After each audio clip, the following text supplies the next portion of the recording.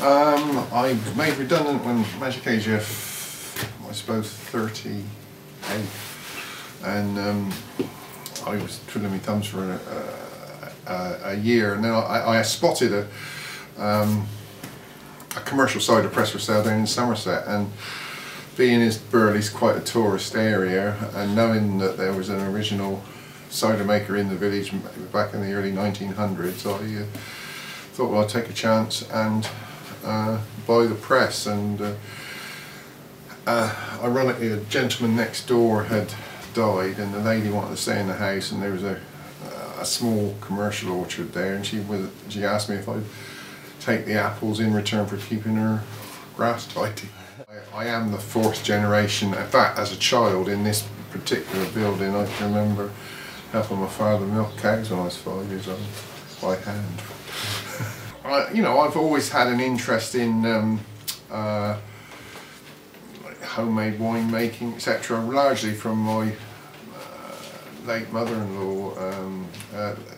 They were farm workers, and she always had homemade wine on the go, and because she'd originated from Somerset, they'd always have a barrel of cider from Somerset, from the Oval area. And when my wife and I got married, we did go west into West Devon, and had a small holding down there initially, and we'd always have every couple of weeks a weekly trip up to Sam Inch's cider at Winkley, and you know, I got a taste for cider there, and of course that's what stimulated the interest, I suppose, after I was made redundant. Publicity last year, yes. I mean, if that had continued as the Labour government wanted it would have really hit me, what we call the small to medium-sized producer. There's a vast difference between what I pride myself as an artisan producer, that it's it's not hand pressed per se, but what I mean is it's pressed as 100% juice base. Hence, my costs are a lot different to the industrial cider maker that is predominantly using apple concentrate as a base for their cider. Any trading standards officer would tell you, if you analyse that, it's actually 60% water at least. In the really bad, because I mean, we desperately tried to publicise this to make people realise what they're buying.